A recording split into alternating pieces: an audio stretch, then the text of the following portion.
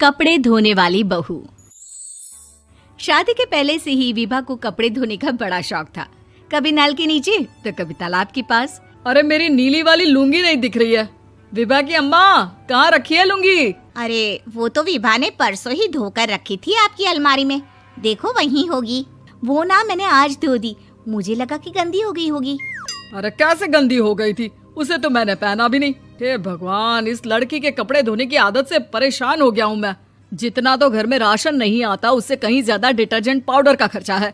इसकी शादी करवा दो, शादी जाए अपने घर में ही करे काम, फिर चाहे घर के कपड़े धोने हो या पूरे गांव के।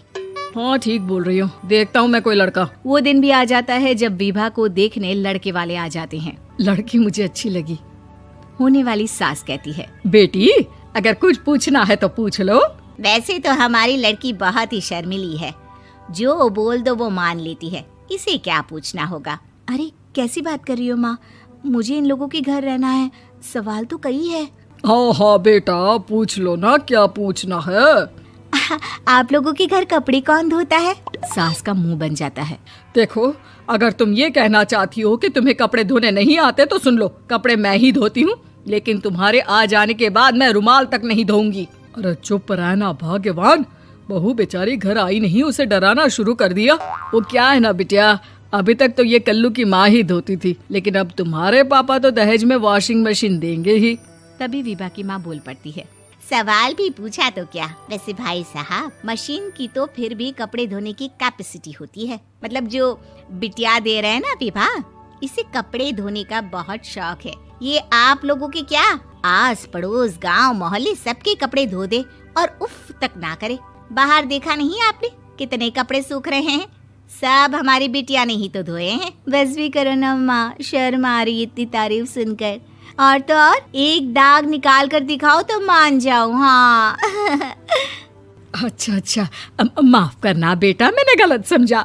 हमें तो रिश्ता बहुत पसंद है। और ऐसे जुड़ जाता है रिश्ता कपड़े धोने का शौक रखने वाली विभा का। उसकी शादी हो जाती है कोयला फैक्ट्री में काम करने वाले कल्लू के साथ। शादी के बाद अचानक विभा चिल्लाती हुई सास के पास आती है। सासू माँ, अरे सासू माँ कहाँ है आप? ये तो धोखा है, धोखा दिया आप लोगों ने मुझे। इसे ससुर के चक्कर के बारे में पता चल गया। अरे तो उसमें तुझे क्यों धोखा मिला है? अरे नल में पानी नहीं आता, कपड़े कैसे कब धुलेंगे? अच्छा, तू पानी नहीं आ रहा उसकी बात कर रही है। तो आपने क्या सोचा? कुछ नहीं।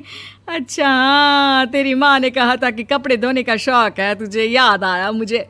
शौक बोलकर कपड़े धोने वाले मेरे जुनून को कम ना आके सासू माँ, कपड़ा धोना मेरा गुरूर है।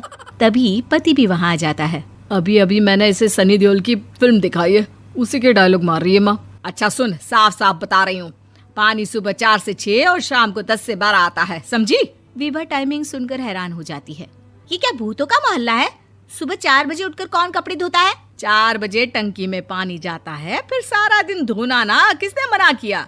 अरे कैसी बात कर रही हैं? 200 लीटर की टंकी में कितने कपड़े धो लूंगी मैं, सुबह ही उठ जाऊंगी मैं। अब क्या था, विभा सुबह 4 से लेकर रात के 12 बजे तक कपड़े ही धोती रहती। एक रोज सास पड़ोस से निकलकर कहीं जा रही होती है कि साथ वाली कहती है, हाँ कल्लू की माँ, जरा ये बताओ कि 2 साड़ी है, 2 ब्लाउज और एक पेटीकोट और एक नाड़े वाला लंबा कच्छा।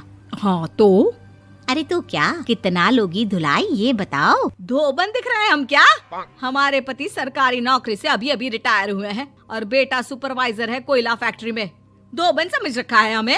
हाय रे कल्लू की अम्मा, माफ कर दो, वो तो मोहल्ले में यही सब बता रहे थे कि तुमने बहू को कपड़ा धुलवाने के काम में लगा दिया है। सास को पड़ोसन की बात सुनकर गुस्सा आ जाता है। वो घर पहुंचती है जहां घर के बाहर ही इतने सारे कपड़े सूख रहे होते हैं जितने कि किसी धोबन के घर पर। अरे ओ कल्लू की दुल्हन, बाहर निकल।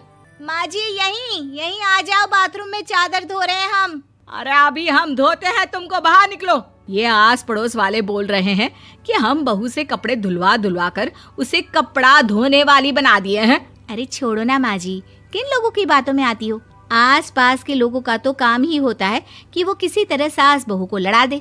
बहू सारे घर के कपड़े धोती है, ये क्या कम है? बोलिए। सास को भी लग जाता है कि वो बहू का ये सनकीपन नहीं छुड़वा सकती, इससे अच्छा है कि खुद ही चुप हो जाए। एक रोज सास और बहू मंदिर जाते हैं, जहाँ सास की साड़ी वहाँ खड़ी भीख मांगने वाली से मिलती है। माँ जी क्या बात है, आपकी साड़ी उस भिखारन से कितनी मिल रही है ना? हाँ हाँ देखो तो, दोनों की साड़ी मिल रही है। क्या बात है कल्लू की अम्मा, तुम खुद को तो अफसर की बीवी बताती हो और ऐसी सिंपल सी प्लेन साड़ी पहनकर घूमती हो। सिंपल और प्लेन नहीं है ये साड़ी। तो क्या सोने के धागे से फूल बने हैं? कुछ भी सासू माँ, कुछ भी। हाँ बने थे इस साड़ी में सोने के धागे से फूल। मेरे पति लेकर आए थे मद्रास से स्पेशली मेरे लिए 10,000 की। ताहे भाई साहब इस भिखारन के लिए भी सेम टू सेम साड़ी लेकर आए होंगे 10,000 की। सास उस वक्त तो कुछ नहीं कहती, लेकिन बहू के साथ घर आती है और अलमारी से एल्बम निकाल कर लाती है। ये साड़ी देख रही है, ये वही साड़ी है जिसे मैंने अभी पहना था। इस साड़ी में ये जो चमकदार फूल दिख रहे हैं ना, ये सोने के धागों से काढ़े गए हैं। लेकिन तू लोकल वॉशिंग मशीन ब्रश से घिस घिस कर सारे फूलों को निकाल कर साड़ी प्लेन कर दी। मुझे माफ कर दीजिए सासू माँ। और तो और, जब मैंने तुझे तेरी गलती के लिए कुछ नहीं कहा, लेकिन तूने तो सबके सामने मेरा मजाक ही बना दिया। क्यों? बहू को समझ में आ जाता है कि अब से उसका